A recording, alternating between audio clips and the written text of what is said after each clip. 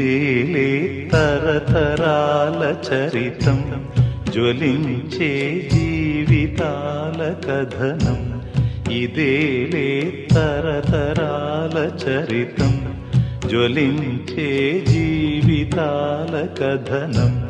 పగేమో ప్రాణమయ్యేనా, ప్రేమలే దూరమయ్యేనా, నిరాశే నింగికెగసేనా, ఆశలే రాలిపోయేనా.